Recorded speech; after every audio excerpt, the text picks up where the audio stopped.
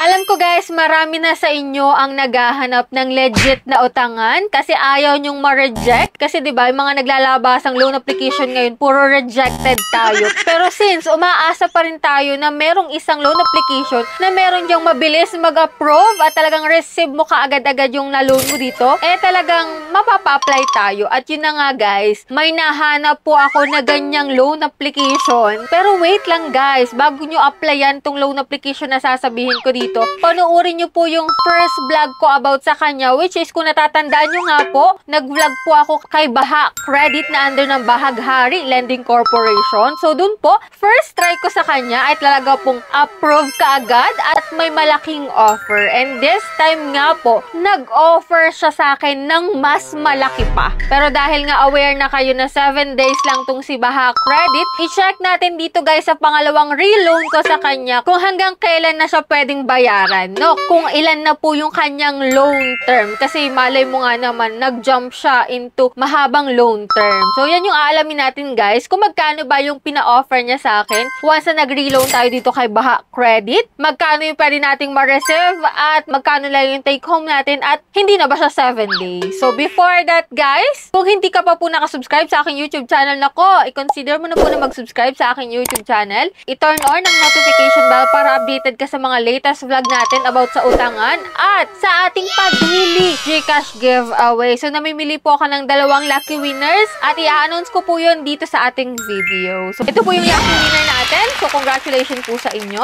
So, every may upload po ako, may mananalo po na 2 lucky winners. At syempre, tuloy-tuloy pa rin po yung ating pa-cellphone giveaway monthly. Yes, kaya stay connected, stay active. Don't forget to like this video at mag-iwan ng comment dyan sa comment section para ikaw na ang susunod na mapipiling winners natin. And so much for that guys, puntahan na natin itong si Baha Credit na nag-offer sa akin talagang napakalaking loan amount guys. Hindi nyo aakalain na ganito kaagad yung offer niya sa akin. So if you are interested, keep watching.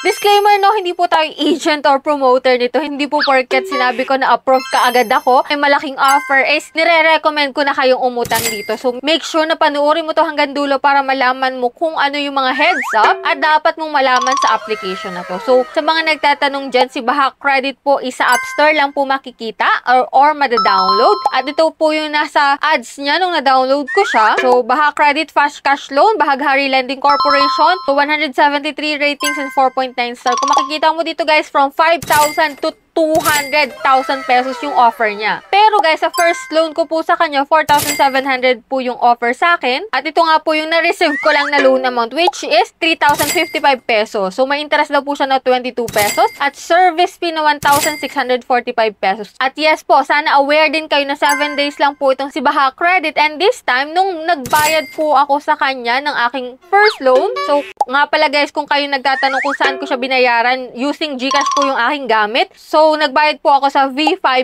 Pay. So, ilalagay mo lang yung amount mo doon, yung reference number, and then Gmail account. So, guys, and then dito nga sa 4,700, pay off na po siya. Makikita mo naman agad-agad, magra-reflect yung bayad mo dito. And then dito guys, sobrang laki talaga ng offer niya sa akin bigla. So, second loan amount to guys, which is 9,200 pesos. So, ganun kalaki guys ang offer ni Baha Credit sa aking pangalawang utang ko sa kanya. 120 days ang nakalagay dito guys na loan period. Pero wag na tayong umasa na 120 days to guys. So, asahan na natin na ito po ay 7 days lang na naman. Kasi nakalagay dito 120 days. Parang duda ako dito guys sa 120 days. And doon sa 9,200 na offer niya sa akin guys, magugulat kayo sa amount to receive. So amount to receive ko na lang po is 5,980 pesos. So saan napunta yung 3,220? So yun po ay napunta sa service fee. So service fee guys, 3,220 pesos within just 7 days. And then ang interest po dito is 44 pesos. So due date na nakalagay dito is December 10, 2025.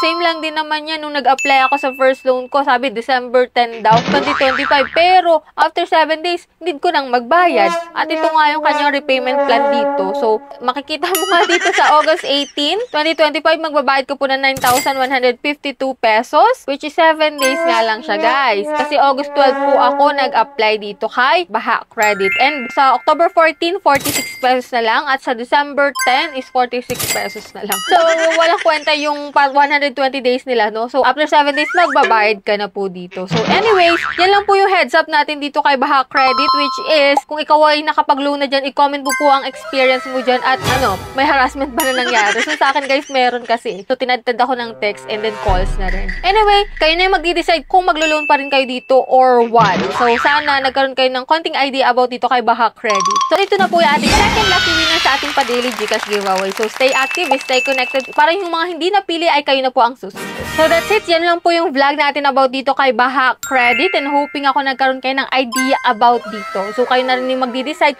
go pa rin ba or dead man na lang. So, sa mga hindi pa dyan nakasubscribe sa aking YouTube channel, kindly click the subscribe button, turn on the notification bell at be updated lagi sa ating mga vlogs. So, that's it. Bye-bye na muna for now, guys. See you on my next video.